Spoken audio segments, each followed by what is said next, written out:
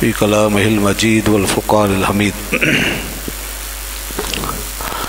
ولا تقولوا ثلاثة انتهوا خير لكم إنما الله إله واحد سبحانه أن يكون له ولد له ما في السماوات وما في الأرض وكفى بالله وكيلا صدق الله العلي العظيم وبلغنا رسوله النبي الكريم ونحن على ذلك لمن الشاهدين والشاكرين والحمد لله رب العالمين. روز پاک پڑھ لیجیے. اللهم صل على سيدنا ومولانا محمد وعلى آل سيدنا ومولانا محمد وبارك وسلم وصل عليه صلاة وسلام عليك يا سيدي يا رسول الله وعلى آلك وأصحابك يا حبيب الله. آج آپ نے سورہ نساء مکمل کی ہے اور سورہ مائدہ کی تلاوت سماعت فرمائی ہے. آج کی آیات میں بار بار اہل کتاب کا ذکر آیا. اہل کتاب کی گمراہیوں کا ذکر بار بار کیا جا رہا ہے. یہود و نصارہ کے حوالے سے ہمیں بہت سے حقائق بیان کیے جا رہے ہیں. ان کی بدعقیدگیاں، ان کی گمراہیاں اور ان کی کارروائیاں، یہ سب قرآن پاک کھول کھول کے بتا رہا ہے تاکہ مسلمان اپنے عقیدے میں پختہ رہے اور اپنے دین کا پورا فہم حاصل کر سکے. جب تک کفر اور گمراہی کا طریقہ واضح نہیں ہوگا اسلام کی حقانیت سمجھ میں نہیں آئے گی. حق کو پوری طرح سمجھنے، جاننے اور پہچاننے کے لیے کفر کی حقیقت پر مطلع ہونا ضروری ہے. اسلام کو ایک سچا اور مکمل دین سمجھنے کے لیے یہ معلوم ہونا ضروری ہے کہ عیسائیت کیا ہے اور یہودیت کیا ہے اور دیگر مذاہب دنیا کے جو اسلام کے مقابلے میں کھڑے ہیں ان کی حقیقت کیا ہے. ہم سمجھتے ہیں بس دین 2 رکعت پڑھ لینے کا نام ہے اور کچھ رسمیں ادا کر لینے کا نام دین ہے، یا بس اپنے اپنے فرقوں کے اندر اس طرح کھو جانا، گم ہو جانا کہ نہ کوئی کسی کا پاس رہے نہ لحاظ، اور انسان یہی سوچتا رہے کہ میرا فرقہ اور میری سوچ جو ہے وہی سب پہ مسلط ہونی چاہیے. تو ایسے لوگ دین کا کیا فہم سمجھیں گے؟ قرآن حکیم نے ساری حقیقتیں واضح فرما دی. یہاں بین الاقوامی سطح کی جو گمراہیاں ہیں وہ بھی قرآن مجید ہمارے سامنے کھول کے رکھ دیتا ہے، اور مسلمانوں کے اندر جو فتنے و فرقوں کی حقیقت ہے اس کو بھی اللہ تعالیٰ کی کتاب واضح کرتی ہے. تو حق کیا ہے وہ آج ذرا غور فرمائیے آپ. اسی تناظر کے اندر یا یہود کا ذکر ہوا، یہودیوں کی کارروائیوں کا ذکر ہوا. کتنی جرت اور بے باکی اور کتنی گستاخی سے کام لیا ان یہودیوں نے، اور نبیوں کے ساتھ جو کچھ کیا وہ بھی ایک طویل داستان ہے. تو یہاں زیادہ تر عیسائیوں کو یہ بات بتائی گئی کہ تمہارے اپنے پیغمبر حضرت مسیح علیہ السلام کے ساتھ بھی انہوں نے جو کچھ کیا وہ کم خوفناک نہیں ہے. کیسی کیسی سازشیں کی ہیں بی بی مریم کے خلاف، اور کیا کچھ انہوں نے کارروائیاں کی حضرت عیسیٰ علیہ السلام کے خلاف. اللہ نے یہ باتیں ان سب کو بتائیں، ہمیں بھی بتائی، انہیں بھی بتائی، مگر نادان عیسائی ان باتوں پہ غور نہیں کرتا اور وہ یہودیت کے جال میں پھنستا چلا جا رہا ہے. وَبِكُفْرِهِمْ وَقَوْلِهِمْ عَلَى مَرْيَمَ بُهْتَانًا عَظِيمًا. اللہ تعالیٰ فرماتا ہے ہم نے ان یہودیوں پہ جو مہر لگائی ہے، ان کو ذلت و مسکینی کا جو لباس ہم نے ان کو پہنایا ہے، اس کی وجہ یہ ہے کہ انہوں نے کفر کیا ہے، اور ان کا کفر بھی بڑا نرالا اور بڑا خوفناک تھا. ان کا کفر صرف کفر نہیں تھا بلکہ وہ کفر کے اندر بہت گستاخی اور بے ادبی تھی. اور وہ کیا کہ پاک بی بی مریم پر بہتان لگایا تھا. اللہ کی پاک بندی پہ بہتان لگایا، بہتان عظیم لگایا، بہتان عظیم. یہ ایسی قوم اور وَقَوْلِهِمْ إِنَّا قَتَلْنَا الْمَسِيحَ عِيسَى ابْنَ مَرْيَم، اور پھر ان کی بے باکی یہ تھی کہ سینے پہ ہاتھ رکھ کے خم ٹھوک کے کہتے تھے ہم نے مارا عیسیٰ ابن مریم کو، کر لو تم کیا کرو گے ہمارا، ہم نے مارا ہے۔ تو یہ تھی ان کی دیدہ دلیری، اور اس طرح اللہ کے نبی کے قتل کا اعتراف کرتے تھے۔ اور دنیا میں سب سے بڑا کفر اور جرم یہی ہے کہ اللہ کے کسی نبی کو قتل کیا جائے، سب سے بڑا جرم ہے۔ اور یہ کہتے تھے ہم نے مارا ہے، اور ساتھ میں یہ بھی کہتے تھے رسول اللہ ہے، اللہ کا رسول تھا وہ، ہم نے مارا ہے اس کو، نعوذ باللہ من ذالک۔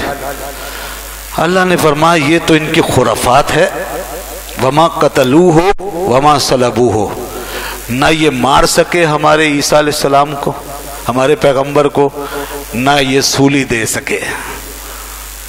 یہ تو اپنے زام میں مبتلا ہیں، نہ انہوں نے قتل کیا، کر تو رہے تھے مگر کر نہیں سکے، وما صلبوہ، اور نہ انہوں نے سولی دی ہے، ولیکن شبہ لہم، لیکن ان کے لیے معاملہ مشتبہ بنا دیا گیا، ان کو کنفیوز کر دیا گیا، کنفیوزڈ ہیں وہ، تو یہ جو سمجھ رہے ہیں ویسا نہیں ہے۔ انہوں نے مسیح کو قتل نہیں کیا، قتل کی سازش کی تھی۔ کہیں فرمایا اللہ نے وَمَكَرُوا وَمَكَرُ اللَّهُ وَاللَّهُ خَيْرُ الْمَاكِرِينَ، انہوں نے سازش کی تھی حضرت مسیح کے خلاف، اور اللہ نے خفیہ تدبیر کی تھی اپنے پیغمبر کو بچانے کے لیے، وَاللَّهُ خَيْرُ الْمَاكِرِينَ، اور اللہ بہترین تدبیر کرنے والا ہے، اس کی تدبیر کے آگے پھر ساری سازشیں فیل ہو جاتی ہیں۔ تو اس لیے اللہ نے صاف فرما دیا، اور ہمارا یہی عقیدہ ہے قرآن کے مطابق کہ حضرت عیسیٰ علیہ السلام کا قتل بھی نہیں ہوا اور ان کو سولی بھی نہیں دی گئی ہے، بلکہ ان کا ابھی وصال ہی نہیں ہوا ہے، ابھی ان کو موت نہیں آئی ہے، اللہ نے ان کو زندہ رکھا ہوا ہے اور آسمانوں پہ اٹھا لیا ہے۔ اور وَإِنَّ الَّذِينَ اخْتَلَفُوا فِيهِ لَفِي شَكٍّ مِّنْهُ، اور بے شک وہ لوگ جنہوں نے اختلاف کیا ہے ان کے بارے میں وہ شک میں پڑے ہوئے ہیں، ان کو یقین سے کوئی چیز حاصل نہیں ہوئی، خود عیسائیوں کے پاس اس بات کا کوئی ثبوت نہیں کہ حضرت عیسیٰ علیہ السلام کو قتل کیا گیا یا سولی دی گئی ہے۔ اللہ فرماتا مَا لَهُمْ بِهِ مِنْ عِلْمٍ إِلَّا اتِّبَاعَ الظَّنِّ، ان کے پاس کوئی علم ہے ہی نہیں سوائے ظن کی پیروی کے کہ یہ ایک گمان پہ چلے جا رہے ہیں۔ یہودیوں نے ایک سازش کی، پھر ان کو ایک پٹی پڑھا دی اور ایک راستہ دکھا دیا، تو جیسے انہوں نے ان کو سکھا دیا ویسے ہی چلتے چلے جا رہے ہیں اور گمراہ ہوتے چلے جا رہے ہیں۔ یہود وہ قوم ہے جس نے دنیا کے مذاہب کو تباہ کرنے کی کوشش کی، بڑے بڑے مذاہب کو انہوں نے ملیہ میٹ کر دیا، اور انہوں نے انبیاء کرام کے ساتھ ہمیشہ اسی طرح کی گستاخیاں کی، اپنے نبیوں کے ساتھ بھی، عیسیٰ علیہ السلام کے ساتھ بھی، اور عقائد عالم حضرت محمد مصطفیٰ صلی اللہ علیہ وسلم جب تشریف لائے اس وقت بھی انہوں نے ہر طرح کی سازشیں کی۔ تو عیسائیت کو جو اس راستے پہ ڈالا ہے یہودیوں نے ڈالا ہے، اور عیسائی دنیا اس راستے پہ چل نکلی، انہوں نے ہماری بات نہیں سنی، اللہ کے نبی کی بات کو نہیں مانا، اور یہ قرآن پاک ان سے مخاطب ہوتا رہا مگر انہوں نے آج تک کان نہیں دھرے۔ مگر اللہ تعالیٰ نے ایک بات بتا دی ہے کہ ایک وقت ایسا آئے گا وَإِن مِّنْ أَهْلِ الْكِتَابِ إِلَّا لَيُؤْمِنَنَّ بِهِ قَبْلَ مَوْتِهِ، حضرت مسیح علیہ السلام کے وصال سے پہلے، ان کی موت واقع ہونے سے پہلے، یہ سب ایک دن ان پہ ایمان لائیں گے۔ جب وہ دوبارہ دنیا میں تشریف لائیں گے تو پھر ان کو پتہ چلے گا کہ جو کچھ اسلام کہتا ہے وہی حق ہے، اور اس وقت یہ ان پہ ایمان لائیں گے۔ ابھی ان کا ایمان ان پہ نہیں، ابھی ان کا ایمان یہودیوں کے بنائے ہوئے اور گڑے ہوئے عقیدوں پر ہے، اور ان کے وضع کیے ہوئے راستے پہ وہ چل رہے ہیں۔ اللہ نے پھر فرمایا وَمَا قَتَلُوهُ يَقِينًا، انہوں نے حضرت عیسیٰ کو قتل نہیں کیا ہے، یقیناً نہیں کیا ہے، فرمایا یقیناً، بل رفعہ اللہ الیہ، بلکہ اللہ نے ان کو اپنی طرف اٹھا لیا ہے۔ اللہ نے ان کو اپنی طرف اٹھا لیا ہے، صاف فرما دیا وَقَانَ اللَّهُ عَزِيزًا حَكِيمًا، اور اللہ تعالیٰ غالب ہے اور وہی حکمت والا ہے۔ تو یہ ہے ہمارا عقیدہ۔ آج بدقسمتی سے ہمارے اندر کچھ فرقے ایسے پیدا ہو گئے جو قرآن کے خلاف اور ان باطل مذاہب کے مطابق نظریات رکھتے ہیں، عیسائیوں کی طرح۔ یہ عیسائیوں کے ہی ساختہ پرداختہ قسم کے فرقے جو ہمارے اندر پیدا کیے گئے انگریزوں کے آنے کے بعد، اور اس میں وہ نامی گرامی فرقہ جس کو قادیانیت کہتے ہیں، وہ اپنے لٹریچر میں ببانگ دول یہ باتیں چھاپ رہا ہے۔ قرآن پاک کے آیتوں کے نیچے انہوں نے حاشیے لگائے ہوئے ہیں، تفسیریں چڑھائی ہوئی ہیں، اور اس میں انہوں نے لکھا ہے یہ کہ عیسیٰ علیہ السلام کو قتل کر دیا گیا، اور اپنی طرف سے نہ جانے کہاں سے لے کے، ظاہر ہے بائبل وغیرہ سے جس میں جھوٹ بھرا پڑا ہے، وہاں سے لے کر کے انہوں نے یہ لکھا ہے، اس کو اون کیا ہے کہ ان کو مارا گیا تھا اور قتل کیا گیا تھا۔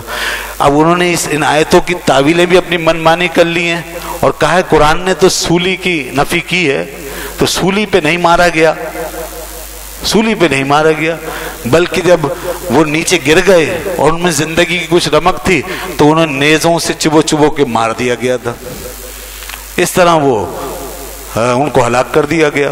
یہ اس طرح کی باتیں ہیں، یہ لکھ رہے ہیں آج کے قادیانی، اور قادیانی یہ باتیں اس لیے کرتے ہیں تاکہ عیسیٰ علیہ السلام کا چیپٹر بند ہو جائے، اور جب ان کا چیپٹر کلوز ہو جائے گا تو پھر وہ بشارتیں جو عیسیٰ علیہ السلام کے بارے میں آئی ہیں قرآن و حدیث میں کہ وہ تشریف لائیں گے، ان کو اپنے حق میں موڑ لیں۔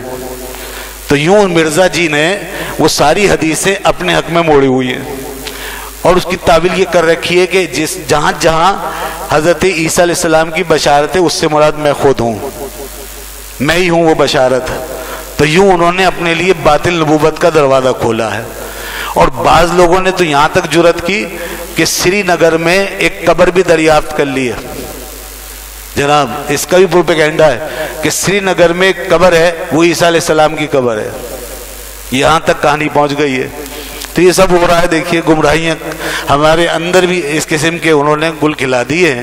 انگریز جب یہاں سے گیا ہے تو اس قسم کے پودے اور اس طرح کے جو ہیں جھاڑیاں پیدا کر کے گیا ہے، اور یہ بیج بو کر گیا، تو آج وہ قادیانیت کے نام سے اس کا ساختہ پرداختہ پودا ہمارے درمیان اپنی تبلیغ کرتا پھرتا ہے۔ یہ قرآن کے خلاف ہے، اس لیے قرآن نے واضح کیا ہے حضرت عیسیٰ علیہ السلام کو اللہ نے ان ظالموں کے ہاتھوں سے ان کی دستبرد سے بچایا تھا اور ان کو بحفاظہ آسمان میں اٹھا لیا تھا۔ کئی جگہ یہ بات بیان فرمائی گئی ہے۔ انہوں نے جو سازشیں کی اس کے اندر عیسائیوں کو بھی ساتھ ملایا، اور بڑی عجیب بات یہ ہے جناب کہ حضرت عیسیٰ علیہ السلام کے ساتھ ہی ان کے حواریوں میں کچھ حواریوں نے اپنے نبی کا سودا کر لیا، اپنے نبی کا سودا کیا، اور انہوں نے کچھ درہموں کے بدلے میں اپنے پیغمبر کی مخبری کی۔ کتنے درہم؟ 30 درہم، خالی صرف 30 درہم۔ اس شخص کا نام یہودا آتا ہے کتابوں میں جس نے یہ سودا کیا تھا، اور وہ حواری بنا ہوا تھا، اور اس نے اپنے پیغمبر کو 30 درہم میں بیچ دیا، نعوذ باللہ۔ اس نے مخبری کی تھی، یہودیوں نے پھر تعاقب کیا تھا، اور اس سے پہلے قانون کی راہ ہموار کرنے کے لیے یہودیوں نے ایک اور راستہ بھی اختیار کیا تھا، اور انہوں نے روم کے گورنر پیلاطس کو اس بات پہ مجبور کیا تھا کہ یسوع مسیح کا عدالت سے یہ فیصلہ کروائے کہ اس کا قتل جائز ہے۔ یسوع مسیح کے خلاف جو چارجز ہیں ان چارجز کی بنیاد پر یہ فیصلہ سنایا جائے۔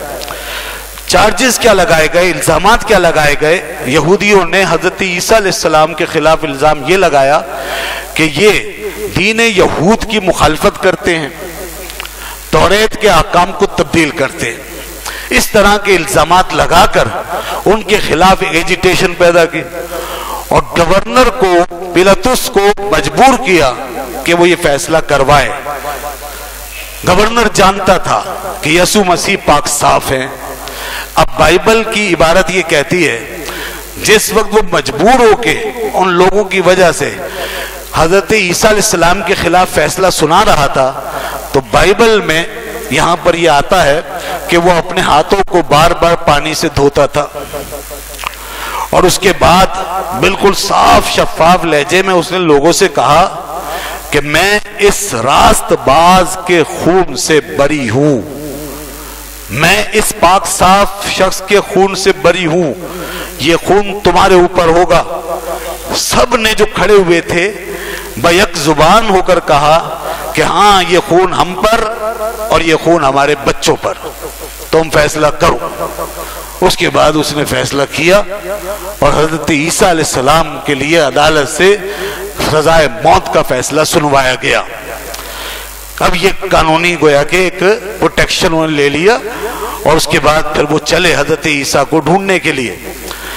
آپ جہاں تشریف رکھتے تھے وہاں آپ کے حواری آپ کے پاس تھے جن کو آپ کی خبر تھی، ان میں سے ایک حواری بکا تھا جس کا میں نے پہلے ذکر کیا، اور پھر اس کے بعد یہ وہاں پہنچے اور نقب لگائی اس جگہ میں۔ بس اس سے پہلے کہ یہ وہاں پہنچتے، اس گھر میں اس کمرے میں جہاں عیسیٰ علیہ السلام موجود تھے، اللہ نے ان سے پہلے جبرائیل کو نیچے بھیج دیا۔ وہیں اسی جگہ جبرائیل نازل ہوئے، عیسیٰ علیہ السلام کو انہوں نے اپنے پروں پہ سوار کیا اور وہیں سے وہ اٹھا کر حضرت مسیح کو اوپر لے گئے۔ اور وہ جو یہودا نامی مخبر تھا، وہ جو منافق تھا جو حواریوں کے پردے میں بیٹھا ہوا تھا، اللہ نے اس شخص کو حضرت عیسیٰ کی مشابہت دے دی، وہ ملنے لگا، اس کا چہرہ ملنے لگا۔ جب یہ پہنچے وہاں پر اپنے آلات لے کر عیسیٰ علیہ السلام کو پکڑنے کے لیے، تو وہ وہاں پایا گیا۔ انہوں نے اسی کو دیکھا اور اسی کو عیسیٰ سمجھا، لہذا اس کو پکڑ لیا۔ وہ چیخنے لگا، چلانے لگا، میں نہیں ہوں، میں نہیں ہوں، میں نہیں ہوں، مگر پھر کون سنتا تھا؟ کسے پتا تھا کہ حضرت مسیح اوپر جا چکے ہیں؟ لہذا انہوں نے اس کو پکڑا اور پکڑ کے اس کو پھر لٹکایا، سولی پہ چڑھایا۔ یہ ہے وہ سولی جو آج تک ان کا صلیب کا نشان بنی ہوئی ہے، یہ ہے وہ کراس۔ تو یہ کراس بالکل بے حقیقت ہے، یہ سولی، اس کے پیچھے سب کچھ لا علمی ہے، جہالت ہے، بدعقیدگی ہے۔ اللہ نے واضح فرما دیا وَلَكِنْ شُبِّهَ لَهُمْ، ہم نے ان کے لیے معاملے کو مشتبہ کر دیا تھا، انہیں پتہ ہی نہیں ہے کہ حقیقت ہے کیا۔ اس لیے جب نہ ان کو سولی ہوئی ہے نہ صلیب ہے، تو پھر یہ صلیب کا نشان، اس کی پوجا کیا معنی رکھتی ہے؟ اور پھر مجھے حیرت ہے بعض اپنے نوجوان دوستوں پر بھی، جو ہمارے بچے بہک جاتے ہیں اور کچھ ادھر ادھر کی ہوا لگ جاتی ہے، وہ صلیب کا نشان گلے میں لٹکائے پھرتے ہیں۔ کہاں سے لے آتے ہیں بھائی؟ یہ تو نشان، اس کی حقیقت تو یہ ہے۔ اگر یہ کوئی سچا نشان بھی ہوتا تو بھی ہمیں اجازت نہیں تھی کہ کسی کے مذہب کی پیروی کریں اسلام کو چھوڑ کے۔ یہ ایک نشان کفر کا نشان ہے، یہ بات سمجھ لیجئے، یہ کفر کا نشان ہے۔ کلچر میں ہم آگے بڑھتے بڑھتے یہاں تک چلے جاتے ہیں کہ دوسری ملتوں کے اور مذہبوں کے کفریات تک اپنے سینے پہ سجا لیتے ہیں۔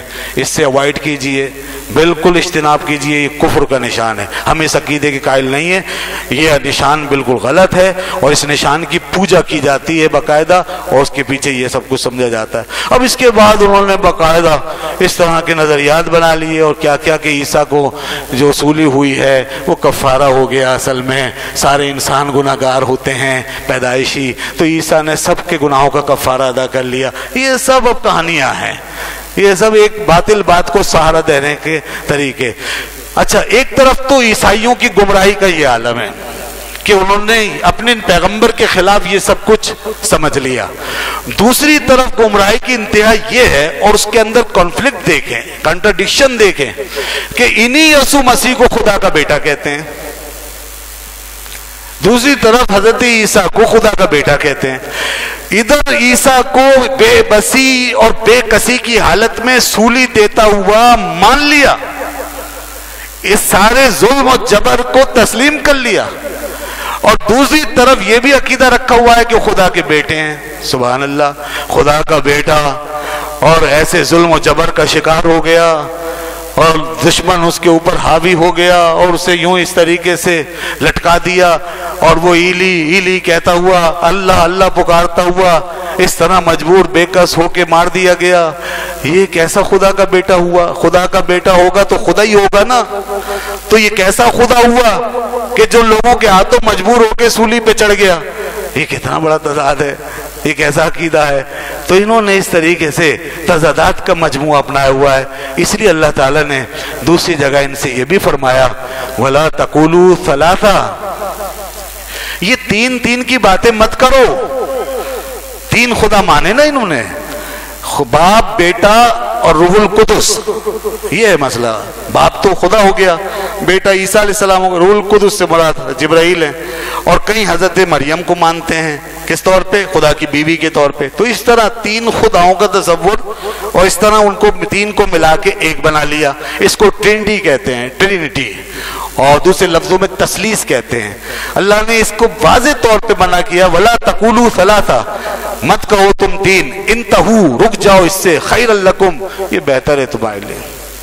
और दूसरी जगह साफ हुक्म फरमा दिया कुरान ने, और फतवा इरशाद फरमा दिया अल्लाह ने, लक़द कफ़रल्लज़ीना क़ालू इन्नल्लाह सालिसु सलासा, ताकीक वो काफिर हुए जिन्होंने ये कहा कि अल्लाह तीन में से तीसरा है।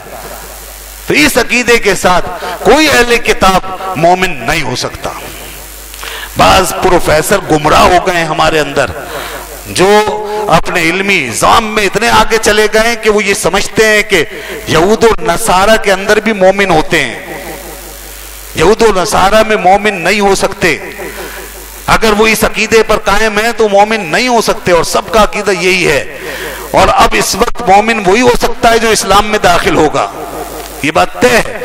उस वक्त जब इस्लाम आ रहा था दुनिया में और लोगों तक दावत नहीं पहुंची थी, उस वक्त कुरान ने बाज लोगों की निशानदेही की है कि अहले किताब में कुछ लोग मोमिन हैं। वो रातों को खड़े होकर अल्लाह की आयतें पढ़ते हैं, उनके किरदार की तारीफ की है। वो भी ट्रिनिटी के कायल नहीं थे, एक अल्लाह वहदहू ला शरीक के कायल थे, वो अपने सही अकीदे पर थे, उनको फरमाया गया है। और आज कुछ प्रोफेसरों को ये असल में शुबा लग गया कि ये आज तक के ईसाइयों यहूदियों के लिए है कि आज भी उनके अंदर मोमिन है और वो सही हैं। और कुछ अब टीवी पर भी इस तरह के तबसरे होते हैं कि हर कौम में अच्छे लोग होते हैं, बख्शे जाएंगे, जन्नत में जा सकते हैं वगैरह। ये सब गुमराही की बातें हैं। साफ फरमाया अल्लाह ने, लक़द कफ़रल्लज़ीना क़ालू इन्नल्लाह सालिसु सलासा, जो ये कहता है कि अल्लाह तीन में से तीसरा है, उसने कुफ्र किया। और अल्लाह ने तमाम अहले किताब के बारे में साफ फरमा दिया कि ये कुफ्र करते हैं, ये काफिर हैं। तो ये उनका कुफ्र था। आगे अल्लाह ने फरमाया, इन्नमल्लाहु इलाहुन वाहिद, सिवाय इसके नहीं कि अल्लाह एक ही है। अल्लाह सिर्फ एक ही माबूद है, माबूद सिर्फ एक है। सुभान, पाक है वो, बीवी बच्चों से पाक है, वो खानदानों से पाक है, नस्ब नस्ल से पाक है। सुभान अन यकून लहू वलद, पाक है इस बात से वो कि उसका कोई बेटा हो। अल्लाह पाक, सुभान का मतलब क्या है? सुभान उसी को कहते हैं कि जो पाक हो इन सारी चीजों से। सुभान अल्लाह अम्मा युशरिकून, अल्लाह ने साफ फरमा दिया पाक है अल्लाह ताला उससे जो वो शिर्क करते हैं अल्लाह के साथ। और अल्लाह ताला ने दूसरी जगह ये बात भी ईसाइयों को बता दी, क्या? वहीद क़ाल अल्लाहु या ईसा इब्न मरियम, जब क़यामत का दिन होगा अल्लाह ताला फरमाएगा, ए ईसा इब्न मरियम, अंत कुल्त लिन्नास इत्तखिज़ूनी व उम्मी इलाहैन, क्या तुमने लोगों से कहा था कि मुझे और मेरी माँ को माबूद बना लो? ये हुज्जत तमाम करेगा सारी दुनिया को खड़ा करके, सारे ईसाई यहूदी सब देख रहे होंगे।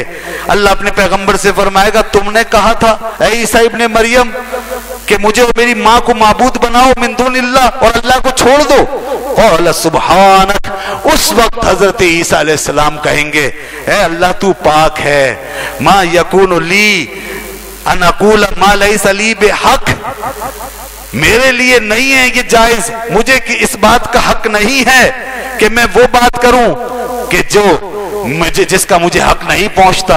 मेरे लिए जायज नहीं है कि मैं वो बात करूं जिसका मुझे हक नहीं पहुंचता। इन कुन्तु कुल्तुहु फ़क़द अलिमतहु, अगर मैंने ऐसी कोई बात कही होती तो अल्लाह तूने उसको जाना होता, तेरे इल्म में यकीनन वो बात होती। तालमु माफी नफ्सी, तू जानता है जो कुछ मेरे अंदर है, मेरे नफ्स में, वला आलमु माफी नफ्सिक, और जो تیرے ارادے میں کیا جانوں؟ اے اللہ تو سب جانتا ہے کہ میں ایسی بات نہیں کر سکتا. انک انت علام الغیوب، بے شک تو سارے غیبوں کو جاننے والا ہے. یہ حجت تمام ہوگی دنیا کے سامنے. تو اس لیے جنہوں نے کہا کہ خدا تین ہیں، غلط کہا. یہ کتنی عجیب بات ہے. ٹرینٹی کا مسئلہ صرف عیسائیوں کے ساتھ نہیں، دنیا کے سارے باطل مذاہب اور انسان کی قدیم ترین تاریخ سے اس کا ثبوت نظر آتا ہے. انسان جب بھی بہکا اور گمراہ ہوا ہے، اس نے خدا کو گروپوں میں تقسیم کر دیا. انسان جب بھی اصل عقیدے سے ہٹا ہے، توحید کے عقیدے سے کیوں ہٹا؟ وجہ کیا تھی؟ ریزن کیا؟ انسان اپنے قیاس، اپنے فہم، اپنے ادراک سے کام لینے لگتا ہے. جس طرح کہ خود ایک معاشرے میں رہتا ہے اور تین افراد کے خاندان سے اپنا گھر شروع کرتا ہے، ماں، باپ اور ایک اولاد. اسی طور پر اس نے خدا کے لیے یہ سمجھ لیا ہمیشہ کہ خدا بھی اسی طرح خاندانوں میں ہے، اور کم سے کم اس کے لیے تین کا ہونا ضروری ہے، کیونکہ ایک باپ ہوگا، ایک ماں ہوگی اور ایک بیٹا ہوگا. اس طرح انہوں نے تین خدا ضرور بنائے ہیں اپنے خاندانی نظام پہ قیاس کرتے ہوئے. چنانچہ عیسائیوں کے اس عقیدے کو تو تثلیث کہتے ہیں، اور ہندوؤں میں جو تین خداؤں کا تصور ہے وہ تری مورتی کہلاتا ہے. تری مورتی کے اندر انہوں نے وشنو، شیو اور شیوا، برہما، وشنو اور شیو، برہما، وشنو اور شیو، یہ تین خدا ہیں جو ہندوؤں نے اختیار کیے ہیں. اس کے علاوہ ان کے ماتحت ذیلی خدا بہت سارے ہیں. پھر شاخیں نکلی ہیں، پھر خاندان بنے ہیں، پھر کروڑوں دیوی اور دیوتاؤں کے سلسلے، وہ ایک الگ چیز. بنیادی طور پہ اوپر جا کے وہ سب تین کے اندر مرج ہو جاتے ہیں، برہما، وشنو اور شیو. اسی طریقے سے سومیری ایک قدیم تہذیب ہے عراقیوں کی، اس کے اندر بھی تین خداؤں کا تصور آتا ہے. انہوں نے خدا مثال کے طور انا، انلل اور انکی، اس طرح انہوں نے تین خداؤں کو فرض کیا ہوا تھا. وہ بھی تین خداؤں کی پوجا کرتے تھے. اسی طریقے سے بابل کی تثلیث کے اندر بھی تین خداؤں کا ذکر ملتا ہے. انہوں نے انو اور بال اور آیا کے نام سے تین خدا بنا رکھے تھے بابل کی قدیم تاریخ کے اندر، اسلام سے پہلے وہاں بھی تین خدا. اسی طریقے سے یونان کے اندر، یونانی اساطیر کے اندر بھی تین خداؤں کا ذکر ملتا ہے، زیس، پوسیڈون اور پلوٹو. یہ سب دیکھیے آپ دنیا کی تاریخ، تو یہ ثلاثہ تین خداؤں کے ساتھ چلی آ رہی ہے. اللہ نے فرمایا قل هو اللہ احد، کہہ دو اے حبیب اللہ صرف ایک ہے، تین نہیں ہے، دو بھی نہیں ہے. اللہ احد، اللہ الصمد، اور وہ بے نیاز ہے. لم یلد ولم یولد. خاندان کی بات مت کرو خدا کے لیے، نہ اس کا کوئی بیٹا ہے نہ اس کا کوئی باپ ہے. یہ سورہ اخلاص پوری دنیا کی تاریخ کو سامنے رکھ کر سب کو یہ حقیقت بتا رہی ہے کہ تم نے جو کچھ سمجھا خدا کے بارے میں غلط سمجھا، اور جو کچھ محمد مصطفیٰ نے کہا ہے اور جو ہم نے ان سے کہلوایا وہی برحق ہے. یہی توحید ہے. وَلَمْ يَكُنْ لَهُ كُفُوًا أَحَدٌ. تو یہ بات بار بار قرآن بیان کرتا ہے، خدا ایک ہے، وحدہ لا شریک ہے. اس عقیدے پہ اگر آج کوئی کھڑا ہے تو صرف مسلمان کھڑا ہے. اسی کا کلمہ ہے لا الہ الا اللہ محمد الرسول اللہ. وآخر دعوانا الحمدللہ رب العالمین.